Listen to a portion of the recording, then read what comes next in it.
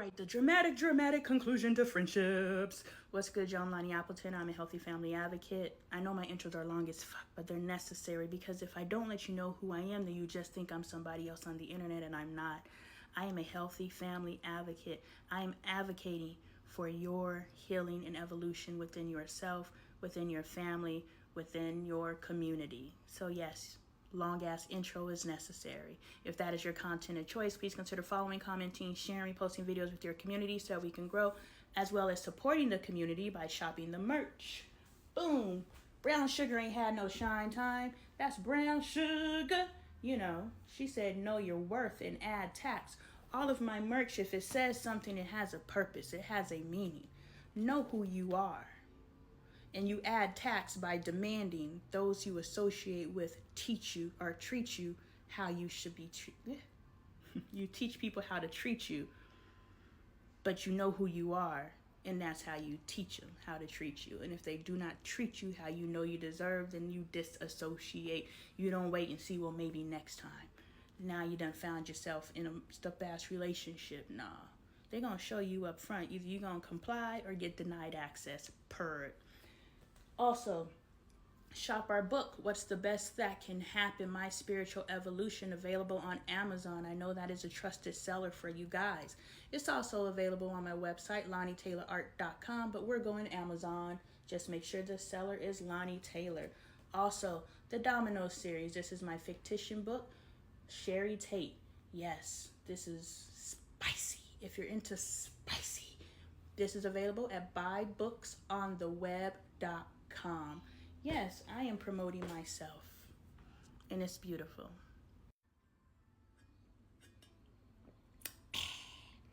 LoneeTaylorArt.com. Water just tastes more refreshing in my sister support tumbler. I'm just saying.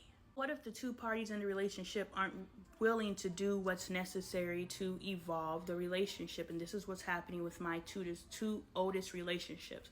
I was talking to Coco, and Coco was saying, because we're going back to the stove, the in-between conversation is necessary to keep the relationship warm until it's ready to heat up again. Past videos. But what if the relationship is no longer feeding you, but you value this person? Now you have a conversation, and if you're both willing to evolve into this new space, then boom, the relationship can continue. I had a conversation with my two oldest friends because I value them. We've been friends since, well, one's my cousin, so our entire lives, and the other one since high school.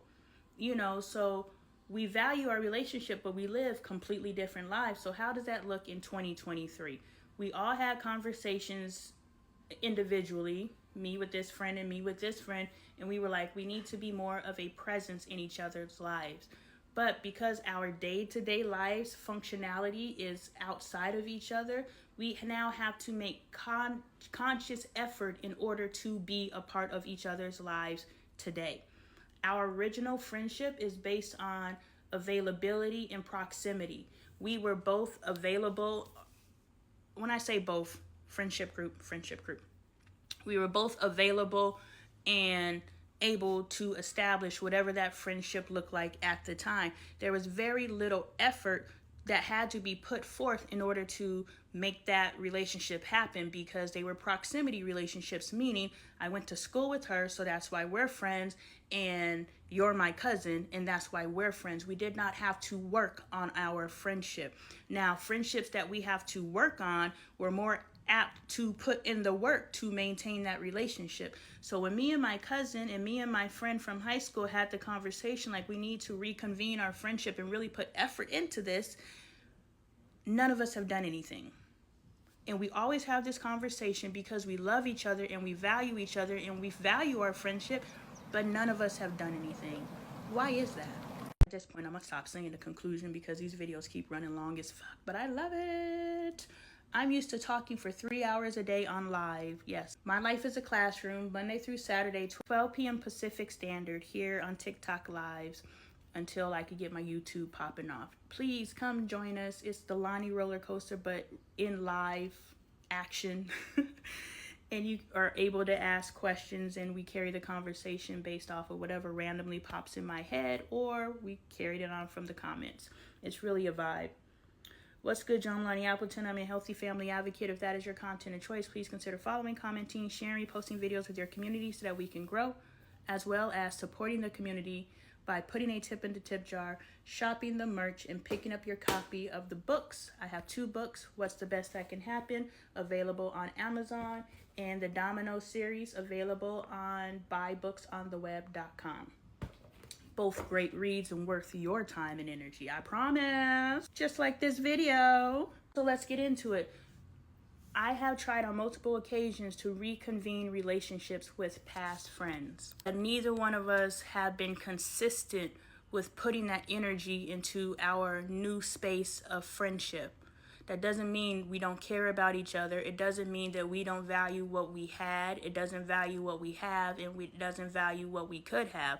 It just means that energy of this sort has not been put into us maintaining a relationship. And because our relationship isn't part of our core, these are the things that I need to survive and function in my present life, that means I have to go outside of myself and make an actual conscious effort to maintain this relationship.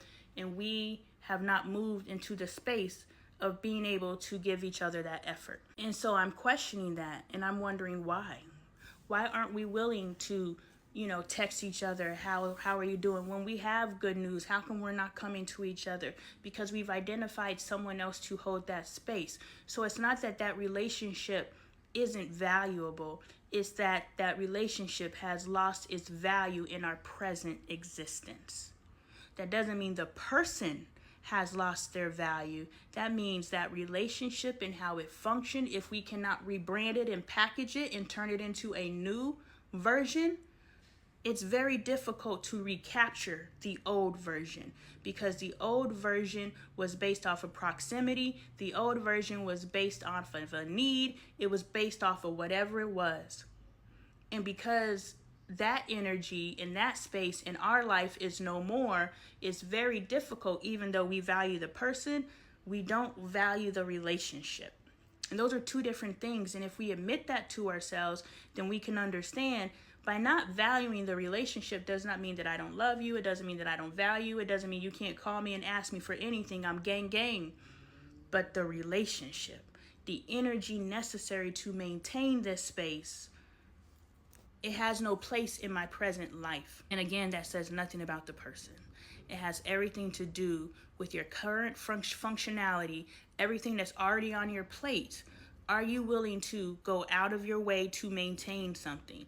You both have to be willing to go out of your way to maintain something. It is not something that happens it's not something that happens subconsciously, i.e., communicating with this person isn't a part of your daily life, a part of your week, a part of your month. It's not. And that's why you have to make sure, sidebar, that you are making conscious efforts to have relationships with your children. I can go months without talking to my dad. Months. We're connected on social media, and that is the excuse that I have, that you get to see your grandchildren this way, you get to see me this way, I get to see you this way, but I don't like that. And I don't want that for me and my children. I want there to be a relationship between me and my children, so we need to talk daily. That way, when they move out and they go into their life, they still need to talk to me daily. Not that they need to, they want to, because it's a part of their day-to-day functionality. So when relationships they air out. The relationship airs out. I can't find the right language. But we value the person and we want to bring them into our present life. If we cannot repackage that previous videos, then it's not going to happen. So that's what's happening. All these videos later, that's what's happening. So if you have an old relationship and you're not able to rebrand and repackage it and move it into your present life space where it becomes a value add, it's just going to go by the wayside. And that has nothing to do with the person. That has just everything to do with the value that that relationship brought in your life at the time is not a space that you hold in your life today. Boom. I just hit something right there. Tip that motherfucking jar. Because I just answered some questions for some people.